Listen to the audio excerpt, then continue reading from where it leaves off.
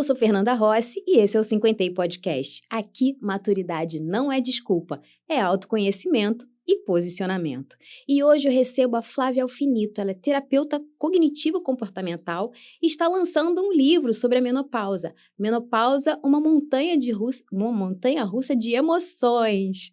Bem-vinda, Flávia. Obrigada, tudo bem, Fernanda? Tudo ótimo. Muito bom estar aqui com você, batendo esse papo. Eu estava ansiosa para chegar aqui nesse dia hoje. E eu tô louca para saber desse livro e saber tudo. Como é que surgiu essa ideia?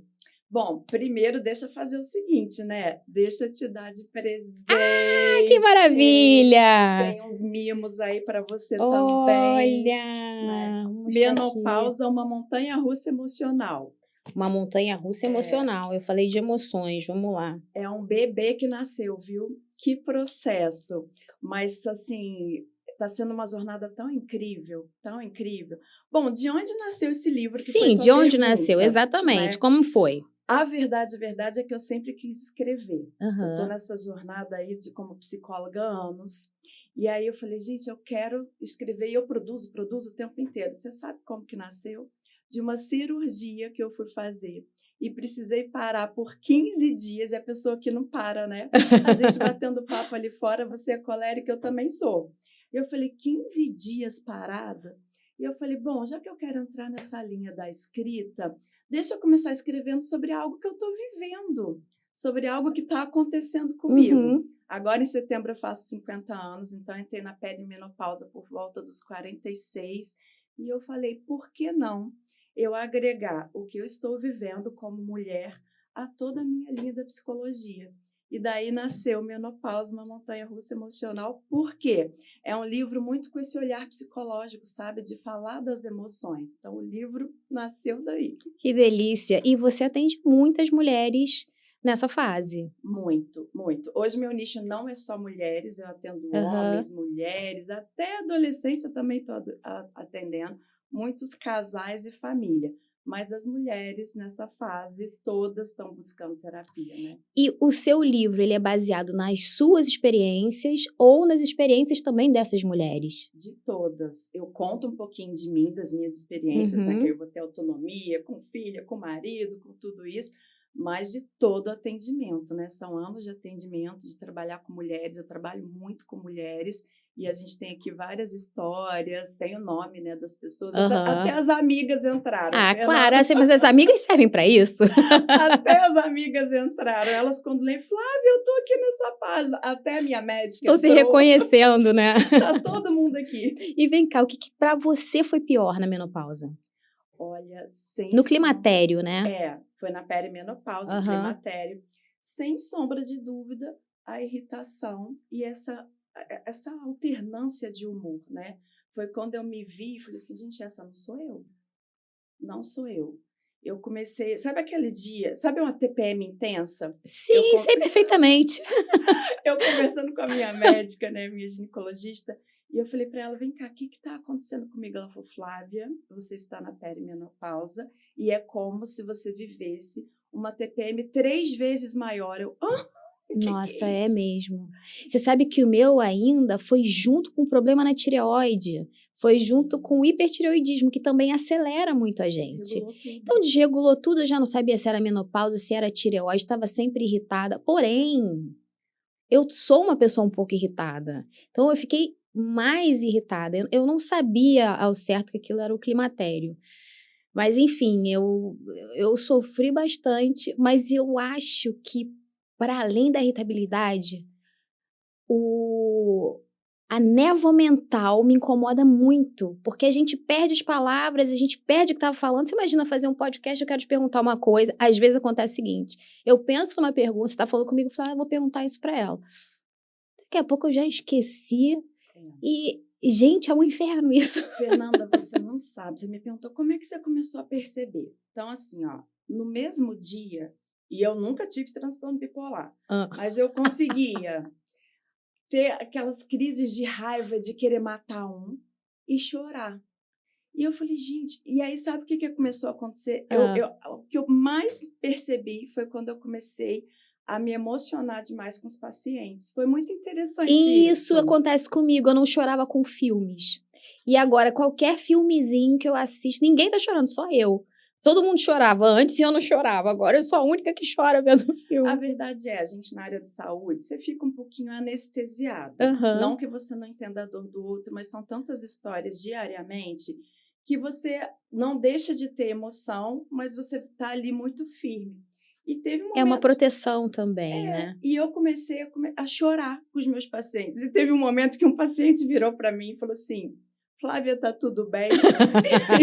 Eu saí naquele dia, te juro. Eu falei: não, não tá tudo bem. Eu tô chorando com os meus pacientes. O que que está acontecendo? Gente. E o mais inacreditável, você falou do brain fog, né, ou da névoa Da névoa mental, mental. de chegar a esquecer o nome de paciente. Ai, meu E eu Deus. ficava, sabe quando você tá olhando para a pessoa, você tá assim, anos com aquela pessoa, eu falei assim, gente, qual é o nome? Aí eu falei, não, tem alguma coisa errada. A gente devia andar com uma placa, estou na menopausa. Qualquer problema ali, qualquer esquecimento já sabe, Pois estou na é. E aí menopausa. começou essa busca intensa, assim, né? Eu entrei de cabeça, então vamos estudar a menopausa, vamos tratar, vamos procurar profissional. E aí entrei nesse mundo. E o que a TCC observa com mais frequência? Então, eu vou tentar falar de uma linguagem que todo mundo consiga entender. A né? TCC é a terapia cognitivo-comportamental. Isso aí. O que a TCC ensina muito para a gente? Que isso é o básico da TCC e acho que é importante a gente alinhar aqui primeiro.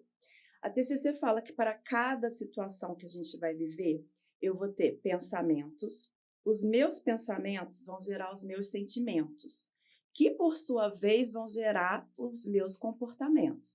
Isso não é linear, é cíclico, né? Os meus comportamentos reforçam aquilo que eu penso e assim vai. Meu Deus, na menopausa isso vira uma loucura. Então, aí é que tá. Na menopausa, o que a gente percebe?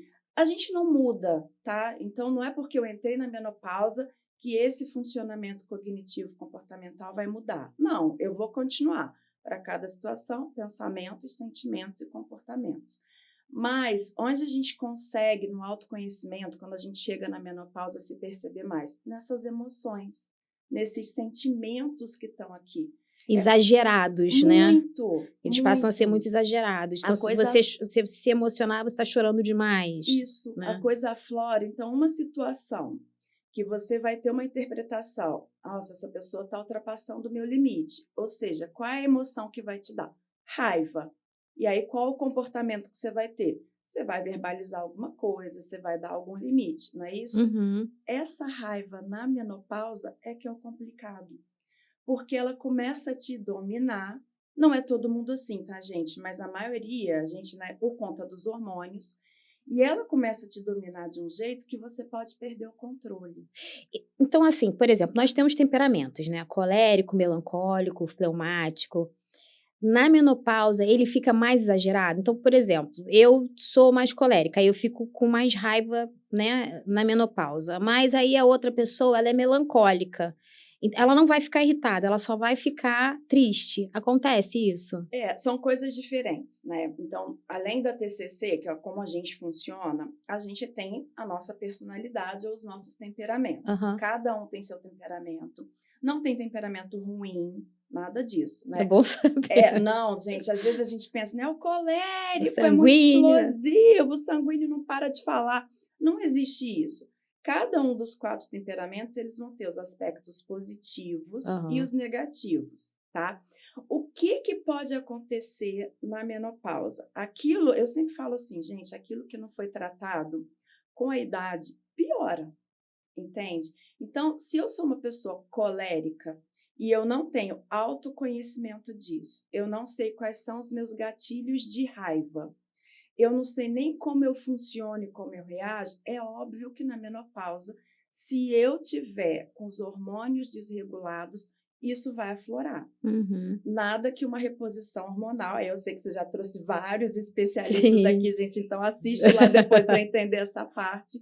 Então, se eu tiver com a minha reposição hormonal em dia, os hormônios equilibrados, algumas nem precisam da reposição, tudo bem. O meu temperamento na menopausa, ele não muda. Aliás, gente, temperamento é genético, tá? Olha, então, temperamento não vai mudar nunca. O que muda é que cada temperamento tem seus pontos positivos e os seus desafios, seus pontos a desenvolver. Então, vamos pegar o exemplo do colérico. Eu estou falando do colérico, que eu também sou, então fica mais fácil, né? Então, o colérico ele vai ser visionário, líder, produtivo, resoluto. Por outro lado, ele vai ser impaciente. Ele nem sempre acompanha o ritmo das outras pessoas. Ele vai ter uma dificuldade maior da empatia e por aí vai, tá? Mas todo mundo tem 2 temperamentos, né? Tem, geralmente não é uma coisa, não é uma coisa só. Não, você tem um predominante e você tem ali um segundo, tá? E aí, o que acontece? Na menopausa isso vai mudar? Não, não vai mudar. Mas se eu não tiver o autoconhecimento e se esse lado meu aqui, ó, os pontos negativos não tiverem sido desenvolvidos, com essa alteração hormonal, o teu humor vai variar muito. E aí o colérico pode ter mais pico de raiva. O melancólico, que já tem uma tendência mais introspectiva, pode se fechar ainda mais. Entrar numa depressão, por exemplo. Com certeza.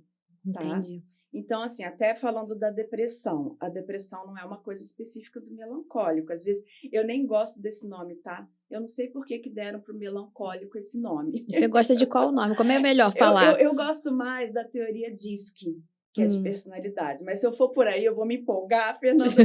Mas no DISC, o melancólico, ele corresponde ao coerente, ao conforme. E aí eu já gosto mais. É uma pessoa um pouco mais conformada? É uma pessoa mais introspectiva, mais focada a resultados, processos, e não ligada a pessoas, entendeu? E o fleumático? O fleumático, a gente já fala que é a pessoa da paz. Você quer ter um bom amigo, tenha um amigo fleumático. Porque aquela pessoa é diplomata, é da paz, é uma pessoa que é amiga de todo mundo, uma pessoa humilde. É a pessoa que Mas aí é bom um amigo sanguíneo também, né? Que é o... Se fosse do zodíaco, seria o sagitariano, né? Oba, vamos sair. Depende do que você vai precisar. Porque, ó, vamos pensar até na menopausa, pra gente não fugir aqui. Uma amiga sanguínea na menopausa, ela vai falar sem parar. Meu Deus. O sanguíneo, ele precisa ser o centro das atenções, né? Entendi. É difícil ouvir. O sanguíneo, ele tem que tomar cuidado para ele não roubar a cena e acabar só falando. Ele tem pouca escuta. Tem pouca escuta. Esse é o desafio da sanguínea. Olha, entendeu? Não sabia. Aprendendo. Todos Sempre aprendendo. Nós, né? A gente tem as coisas boas e a gente tem os desafios. É verdade. Mas deixa eu te contar uma coisa. Conte. Sabe qual que eu acho, assim, que isso eu abordo muito no livro? Que na menopausa, pra gente, o principal desafio é autoconhecimento. Tudo isso que a gente está falando. Como é que eu funciono em termos da TCC? Né? Como é que eu sei o que eu estou pensando, o que eu estou sentindo, o que eu estou fazendo? Como é que eu sei o meu temperamento ou o meu estilo de personalidade? Às vezes, na nossa vida, Fernanda, a gente tem uma tendência para só procurar ajuda ou só correr atrás quando já está no fundo do poço, né? Quando já está bem complicado. Quer ver? Abre um parênteses aqui total, a terapeuta gostando de falar. Quando eu vou atender casal, eu brinco com os casais que eles me procuram quando eles já querem um milagre. Por isso que eu tenho na cabeça que terapia de casal dá em separação, mas é justamente porque já é no limite do negócio, assim, ó, né? Vamos assinar o divórcio. Não, peraí, vamos procurar uma terapia de casal. Quando tinha que ser logo no iniciozinho, aí eu brinco né? E falo, gente, vocês não estão querendo um psicólogo, vocês estão querendo um milagreiro, né? É uma brincadeira, mas assim... Fazer uma novena. Acontece também com as mulheres que vai entrar na menopausa. Se a gente deixa para só se autoconhecer quando a menopausa chegou, vai ficar muito mais difícil. Muito mais difícil, entendeu? Então, se eu começo um processo de autoconhecimento, pelo menos, gente, ali quando você faz 40 anos, e aí você vai procurar qual é o seu temperamento, como que você funciona, quais são os seus gatilhos. A gente fala tanto de ansiedade. A terapia ela é importante, não é porque você tem um problema, é importante você sentar e conversar, né, com alguém diferente das pessoas da sua família, para você começar a se conhecer, a ter um outro olhar das coisas. Você não precisa ir só para terapia porque está com problema, né? Você sentar ali e conseguir se conhecer e se perceber é muito importante. Muito, Fernanda, muito. A gente ainda tem um pouco dessa coisa, né? Eu não tenho problema, não preciso da terapia. Eu não sou maluco, tem muito isso. Não, eu não vou fazer terapia. Sou maluco? Vou fazer terapia? Por quê? Ó, graças a Deus a gente está entrando aí com uma geração nova tão bacana que não pensa mais assim. A minha filha faz terapia, minha filha ama. Eu não tenho feito, não, eu já fiz. A minha filha faz terapia, ama terapia, gosta de fazer presencial e ela fica ansiosa para sentar com a terapeuta dela. Eu acho isso tão bacana, que ela tem 18 anos, ela adora, adora. Né? Isso é muito importante. Eu voltei a atender adolescentes, porque às vezes são filhos de pessoas que já foram minhas pacientes. Flávia, atende minha filha, por favor. E é muito bonitinho que elas me chamam de tia Flavinha, né? Tia Flavinha. Tia Flavinha. E quando, assim, às vezes eu viajo ou tenho algum evento, não posso atender, eu não posso ficar sem você. Olha. É uma geração, Fernanda, que não tem mais essa coisa de, só é maluco, se é maluco tem que fazer terapia. Mas ainda tem, na nossa idade, as mulheres de 40 a mais e tal, algumas pessoas que pensam, eu não tenho problemas, eu não preciso da terapia. Mas a terapia é muito mais que isso, né? A terapia é autoconhecimento, a terapia te ajuda no autocuidado, a terapia te ajuda em regular suas emoções. Por isso que eu falei assim, se você espera para chegar na menopausa e ir buscar como que eu regulo a minha raiva, como que eu sei os meus gatilhos da ansiedade, o que eu faço com a minha tristeza, você já vai estar ali num nível de alteração que até conseguir se conhecer, até entender quais são todos os seus gatilhos, vai demorar mais. Se você chega na menopausa já tendo esse nível de autoconhecimento, tudo isso que a gente está falando até agora vai ficar muito mais fácil. Porque se tem uma coisa que eu sempre explico é o seguinte, muitas mulheres vão precisar da reposição hormonal? Sim, reposição é vida, mas nem todas podem, tá? Sim. Muitas pessoas, independente de ser mulher ou homem, precisam de medicação? Sim. Muitas vezes, dependendo do quadro que você tiver, se você tiver com algum transtorno e tal, a medicação também é vida. Mas reposição e medicação não te ensinam a solucionar problemas, lidar com as suas emoções, lidar com seus pensamentos. Essa é a sua regulação, né? E aí, se você não busca o teu autoconhecimento, se você não busca tudo isso que a gente está falando aqui, em termos de processo de funcionamento cognitivo, comportamental, quando chegar lá, vai ficar muito mais difícil, entendeu? Entendi. Quando eu me conheço, eu vou saber tudo isso que a gente está falando, os gatilhos, a reposição, a medicação vão me ajudar, mas eu vou saber o que fazer comigo mesmo e com os outros. O bom dessa nova geração, né, das nossas filhas, você também tem uma filha, né? Tenho, da idade da minha, anos, né? Exatamente. O bom dessa geração é que eles têm uma preocupação já com a saúde mental e hoje a gente fala mais da menopausa mais livremente, né, sem tabu. Então as nossas filhas, elas já saem muito na frente da gente, né? Sem sombra de dúvida. Primeiro que, assim, ter o acesso à informação já é muito melhor, né?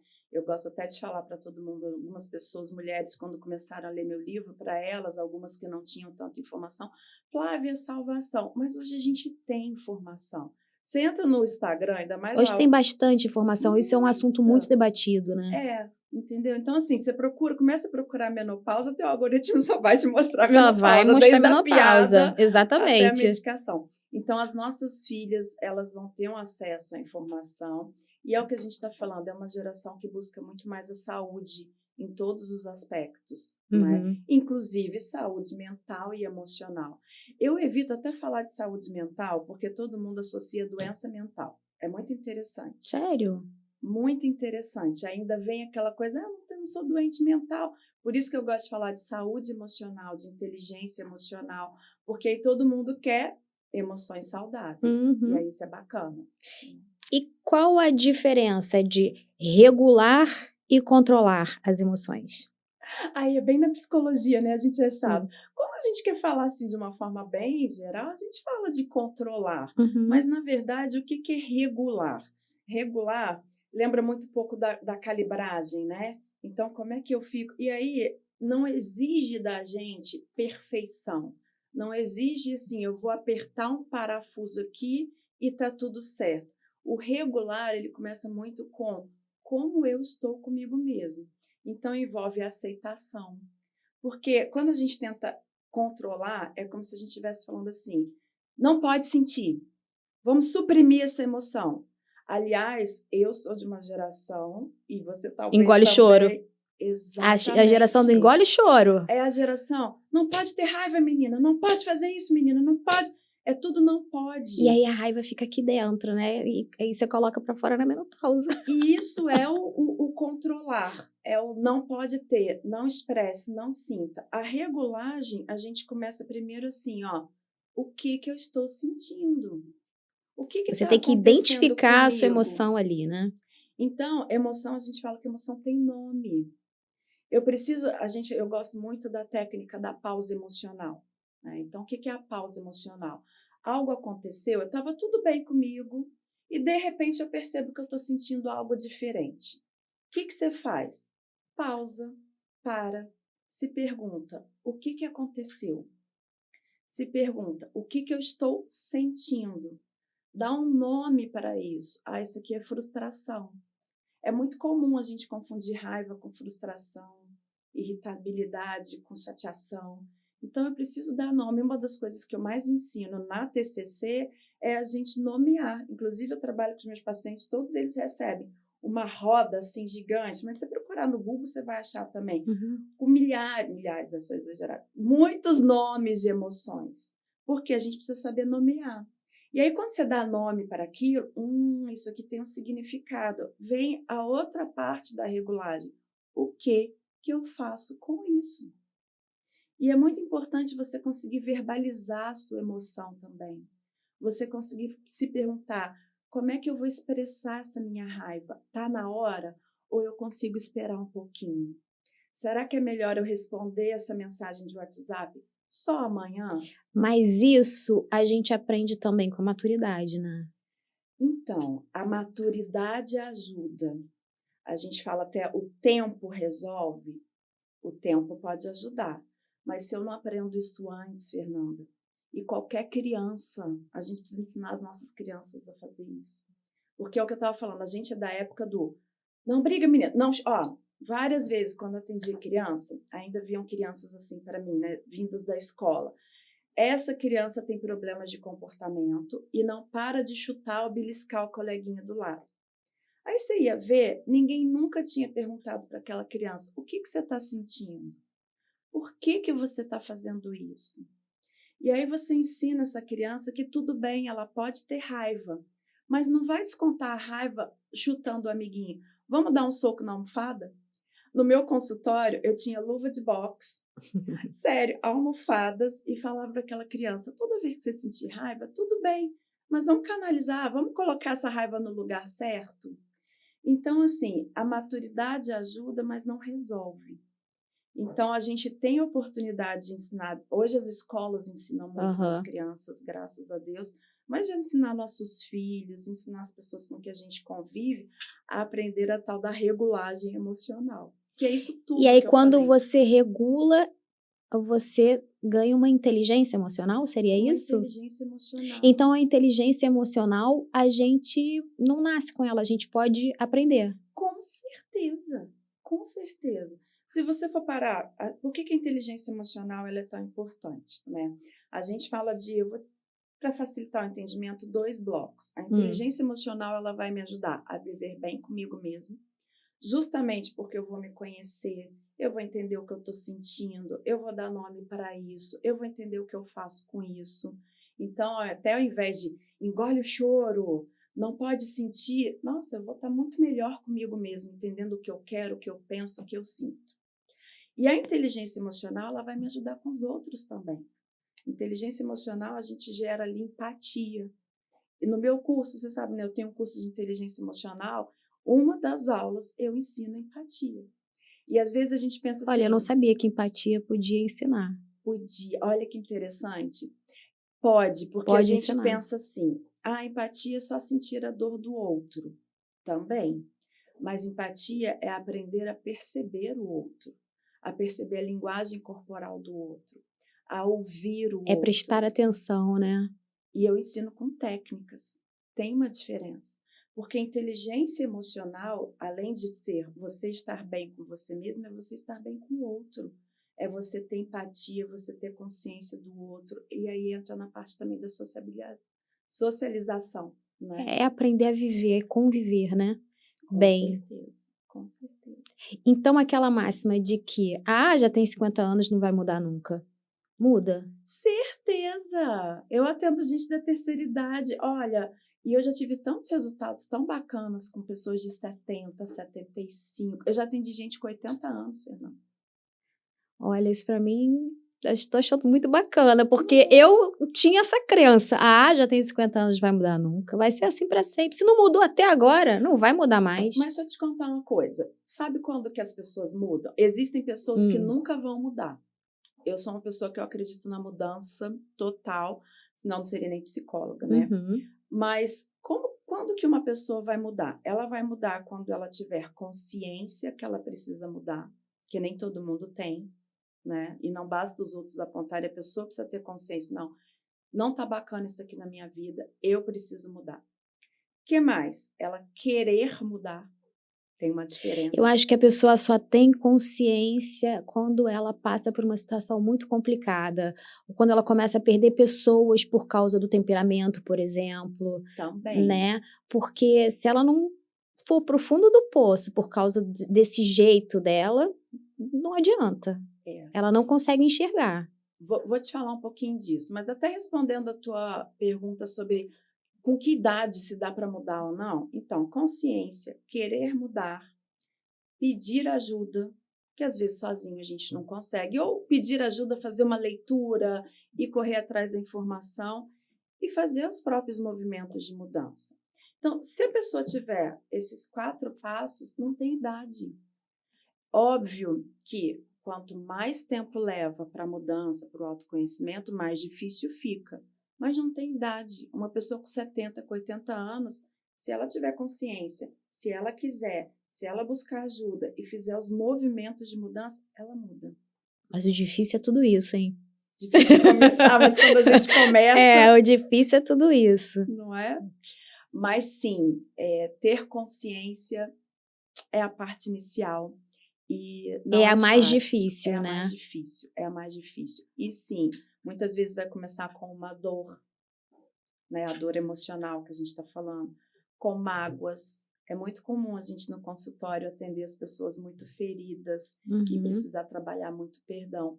Com perdas. As perdas emocionais, elas geram muito esse start, assim, esse insight, sabe? Mas a gente, aí é que tá, é por isso que eu amo terapia, né? A gente não precisa esperar por isso. E hoje a gente tem informação sobre isso, de que não espere o problema acontecer para buscar ajuda. Para buscar ajuda, né? Porque a gente funciona muito assim, né? Deixa eu perder um relacionamento, deixa eu ter problemas com meu filho, deixa eu ter... Aí eu vou buscar ajuda. Quando se a gente se procurasse em se conhecer, buscar ajuda antes, é tudo tão mais fácil. Verdade. E o que para você indica que a pessoa é emocionalmente madura? Então, quando ela tem a tal da inteligência emocional. Eu gosto muito de trabalhar com pessoas, de desenvolver assertividade, né? Um dos pontos da assertividade que a gente fala é a pessoa viver bem com ela mesma, ou seja, ela saber os limites dela, ela não se anular, ela ser feliz do jeito que ela é e conseguir respeitar o limite dos outros também. Eu considero hoje pessoas maduras aquelas que têm a inteligência emocional desenvolvida, que são pessoas que têm uma boa assertividade, pessoas com uma boa comunicação. Tem uma técnica, uma teoria, um livro, né, que eu gosto muito, que é a comunicação não violenta. E, para mim, maturidade passa muito por isso. Eu consegui me comunicar sem ferir o outro, sem gerar dor, sem despertar gatilhos no outro, sabe? Isso não tem nada a ver com idade, né? Nada a ver com idade. Nada a ver com idade. Às vezes a gente vê uns jovens tão espertos, assim, com tanta inteligência emocional, e gente muito mais velha que não tem, né? Que não tem. E você que atende várias pessoas, sabe perfeitamente disso, né? Sim, sim. E tem essa métrica, né? Quanto mais cedo eu começo trabalhando minha inteligência emocional, mais tempo eu vou ganhar lá na frente. Com certeza. Para mim, hoje a gente tem mentes brilhantes, pessoas que se destacam, influenciadores. Inclusive, caiu muito por terra a coisa de ter que ter uma formação para determinadas áreas, né? Não estou falando de área da saúde e tal, mas antigamente, eu tinha que fazer a faculdade tal para ser um grande influenciador, alguém. Não. Hoje eu atendo pessoas de todas as áreas, sabe, Fernanda? Atendo jogadores, atendo políticos, atendo empresários, e eu sempre mostro para eles, olha, não interessa a sua área, mas onde você estiver, se você for bom naquilo que você faz e tiver inteligência emocional, você vai ser o melhor naquilo que você faz, entendeu? Sensacional. Então, pega, por exemplo, um jogador de futebol, eu sempre mostro isso para eles. Cara, você pode ser bom tecnicamente, fisicamente, taticamente, show. Mas igual a você, vão ter outros. Agora, acrescenta inteligência emocional na Não tua deixa nada te vida. abalar em campo. O quê? Né? A torcida tá te vaiando? Blindagem emocional. Eu vejo muito isso também nos jogos de tênis, né? Porque quando eles se distraem um pouco, acabou, perdeu a bola, né? Aquele segundo ali, então você tem que estar extremamente focado naquele jogo. E não escutar o que xingaram ali, ou que não sei o quê, aquele zum, né? Foco. E aí é onde entra a TCC, que é onde a gente faz treinamento mental. Porque lembra, para cada situação eu vou ter pensamentos, então tudo começa na minha mente. Se eu estiver ali num jogo, se eu como uma mulher estiver numa reunião empresarial e aí começarem a me confrontar, ou a torcida está me vaiando, qualquer coisa, e eu começar ali, vai dar errado. Eu não vou conseguir. E não estão gostando do que eu estou fazendo. Estão contra mim. Acabou. Isso é sabotagem, né? Acabou. Começa a tua mente vai te dominar. E isso, na menopausa, se a gente chega, nos 40 anos, sabendo disso, quando eu entrar na menopausa com aquele turbilhão, eu vou conseguir saber das minhas pausas emocionais e conseguir, além de fazer a pergunta, o que eu estou sentindo, o que eu estou pensando. Porque, Fernanda, a gente não foi ensinada a isso. Pelo menos na minha idade, meus pais nunca me perguntavam assim, né, quando eu era criança. Flávia, o que você está sentindo? Muito menos, Flávia, o que você está pensando? Isso é uma coisa de geração, né? Porque agora é muito mais a mãe que agacha e fala na altura do filho: filho, tá tudo bem? O que foi? O que você está sentindo? Pois é, e é isso que eu quero te trazer. Olha só, hoje, na nossa geração e os nossos filhos, a gente já consegue virar e falar assim: o que você está sentindo? Mas você já fez alguma pergunta alguma vez para sua filha: filha, o que você está pensando que está te gerando essa emoção? É muito difícil, porque a gente não foi ensinado a isso, entendeu? Hoje, eu brinco, né? A minha filha, eu sempre falava, Isabela, o nome dela é Isabela, você é minha cobaia. Então, todos os livros, quando eu atendia criança, tudo eu fazia com ela primeiro. Tanto é que agora ela quer fazer psicologia. Ah, que legal! Vai fazer faculdade de psicologia. E aí, ela era uma criança que eu virava: o que você está sentindo? Filha, e aí eu tenho uns livros super gostosos que eu uso até com os meus adultos hoje. Olha. E aí eu falava: vamos lembrar dos pensamentos? Qual é o pensamento que está aí dentro? O que esse pensamento está te dizendo na linguagem de criança? Hoje a gente já vira, né? O que você está pensando? Bora lá ver o que tem nessa mente. E isso é muito diferente ainda, mas a gente precisa falar mais disso, ensinar isso, porque a mente também pode ser treinada. Isso é incrível, gente, isso é maravilhoso. Acho que eu vou começar a colocar em prática hoje, já vou usar uma cobaia também, usar minha filha de cobaia. E se você pudesse ensinar uma única habilidade emocional, uma única, é essa de o que eu tô pensando? Olha, é mais difícil. Confesso que aí o interessante seria trabalhar mais em terapia para conseguir chegar lá no que eu estou pensando. Isso precisa ser treinado. Hoje, eu acho que o melhor seria a técnica da pausa emocional, que eu vou repetir um pouquinho do que eu falei, mas só para vocês fixarem, que é o seguinte: eu estou bem, vi que alguma coisa, a gente tem os gatilhos, né? Coisas que provocam alguma reação, alguma emoção. Vi que alguma coisa está diferente, paro tudo e me pergunto: o que eu estou sentindo? O que está acontecendo comigo? E aí, como eu já falei as outras etapas antes, eu já vou te direcionar um pouquinho aqui para uma parte prática que eu gosto demais, que é a prática da atenção plena. A gente conhece muito como mindfulness. Né? Então, mas é um termo em inglês, às vezes as pessoas têm, mas é mindfulness. Vou falar assim para ficar mais fácil, que é a atenção plena. Para mim, é uma das melhores estratégias para a gente não fazer bobagem. Eu vou falar assim, sabe por quê? Basicamente, o que a gente precisa aprender? Viver o aqui e o agora, o tempo presente.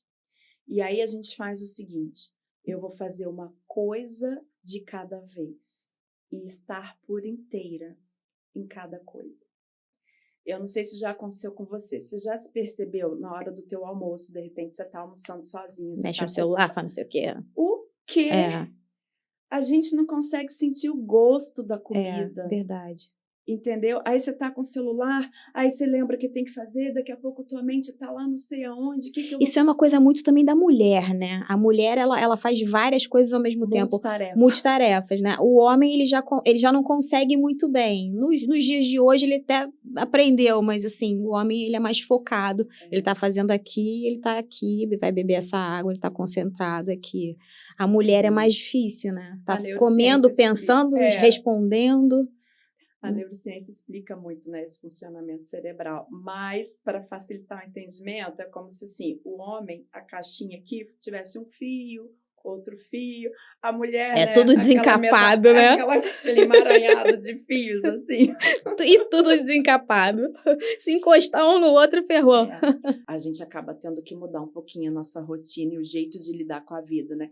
Senão a gente se perde mesmo. É verdade. É impressionante. Vamos falar um pouquinho mais do seu livro, dos capítulos? Ai, querida Fernanda, depois eu... tá com dedicatória. Ai, lindo. Muito bom. Vamos falar um pouquinho mais do seu livro, dos capítulos. O que você colocou aqui? Práticas de autocuidado. Muito. Vamos ver, o que mais? Você tem uma coisa que eu coloquei bastante no livro, né? As estratégias de regulação emocional. Sim. Esse livro ele é uma misturinha, assim, da experiência da Flávia, mas muito com esse olhar psicológico, né?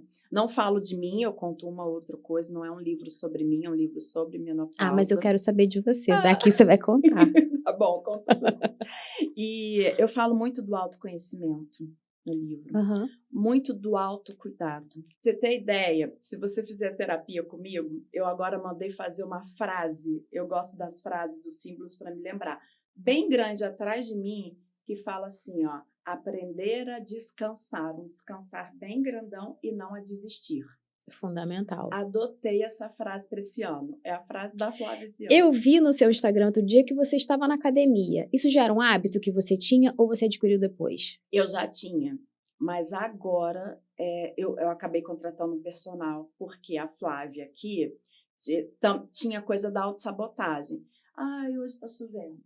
Ai, hoje. E o que eu fiz? Eu falei, quer saber? Eu vou contratar um personal porque eu vou pagar ele. É isso, eu tenho personal por causa disso também. E ele vai ficar me esperando no horário. E eu sou muito responsável. Você não vai ter coragem de desmarcar, de dar bolo. Pessoa. Sim. E aí, gente, mas ó, eu tô fazendo isso há 2 anos. A minha vida é outra.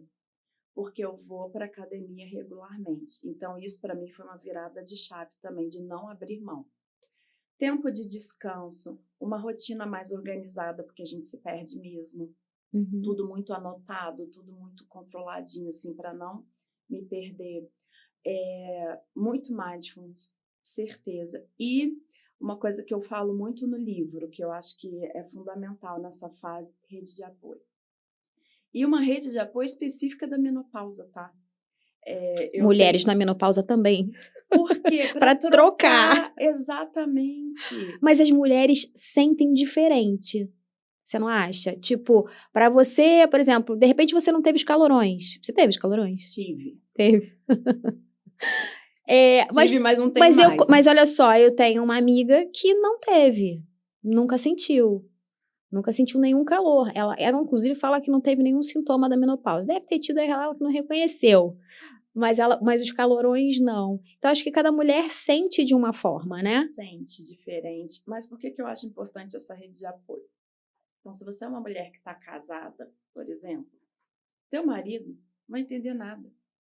Gente, eu tive que, na minha casa, Fernanda, eu conto isso no livro, eu sentei meu marido, minha filha, vamos ter aula de menopausa. Porque até então você começa a sentir, você começa a ter o foco, e fica todo mundo assim, tá maluca? Por que tá irritada? Não consegue falar o nome, que isso aqui é uma caneca? Que é isso? A gente esquece tudo Eu falei, mesmo. gente, todo mundo, psicoeducação sobre menopausa. Mas é uma realidade diferente de você conversar com alguém que está vivendo, por mais que os sintomas sejam diferentes em cada uma, fases diferentes, ritmos de vida diferentes, você acaba se identificando muito, né? Então, a gente vai falar de libido, da relação sexual, dos calorões, dos outros sintomas.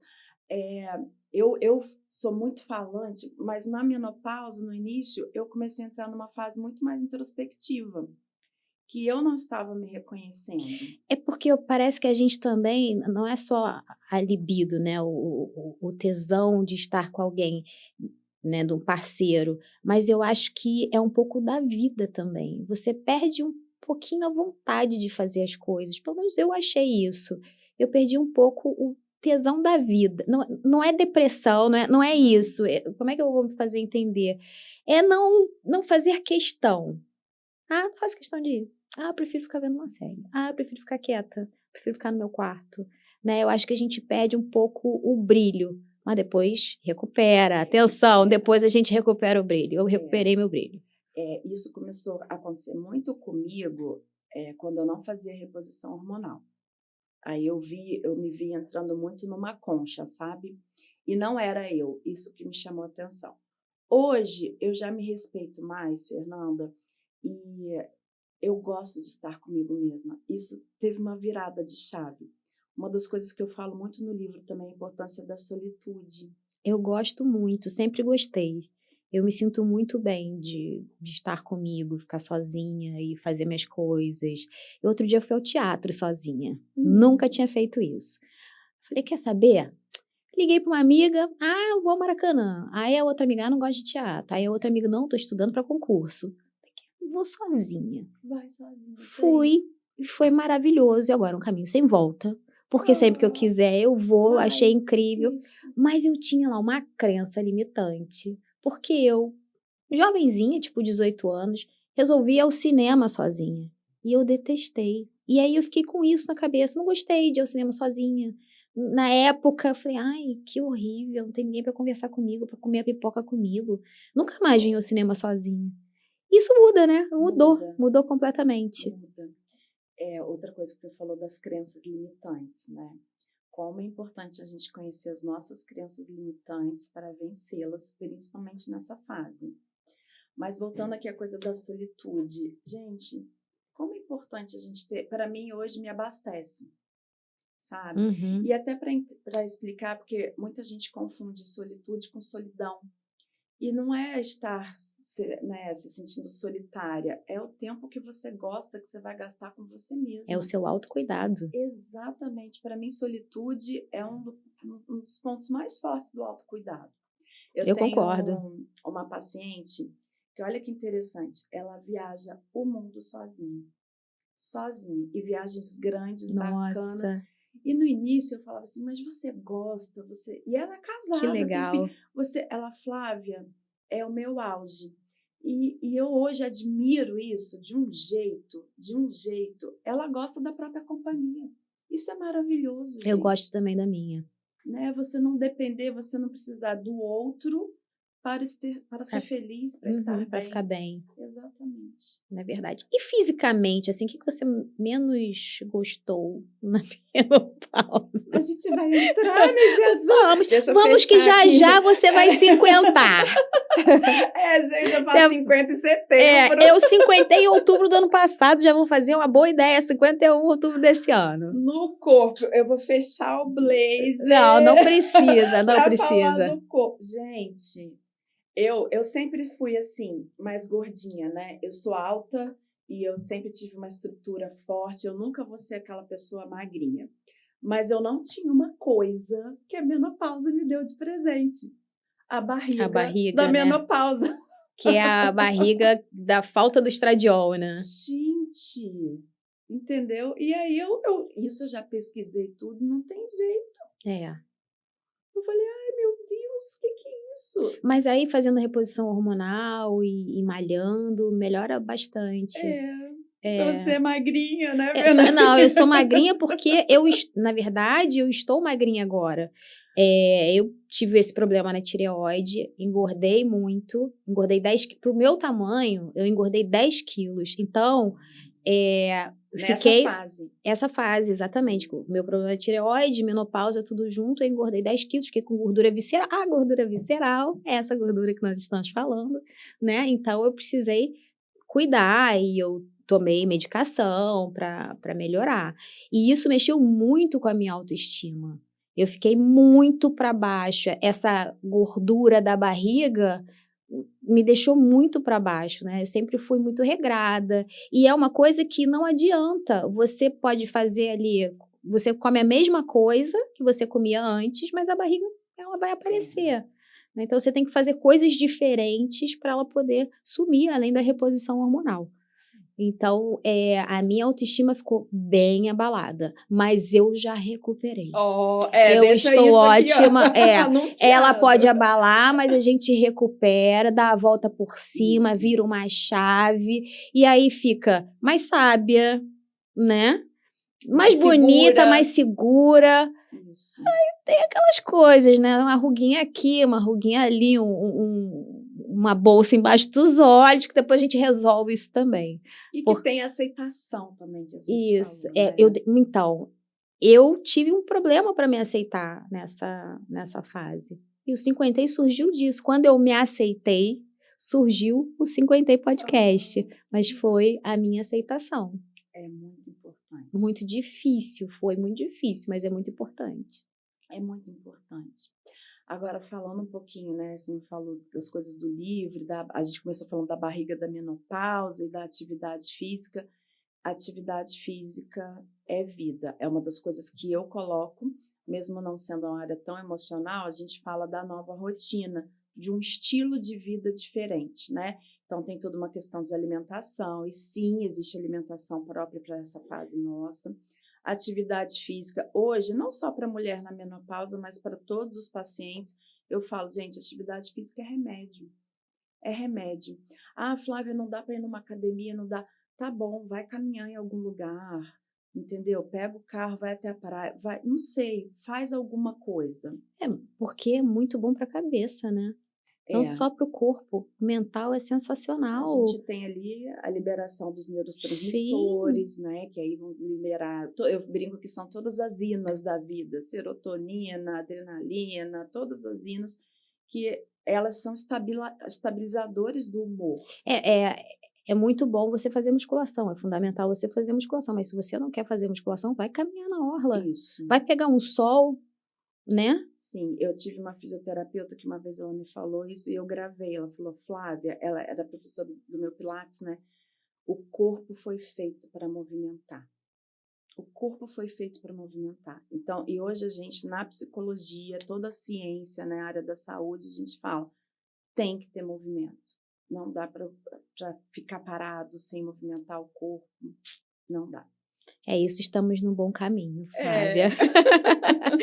Gente, vamos lá, vou mostrar de novo o livro da Flávia, Menopausa, uma montanha-russa emocional.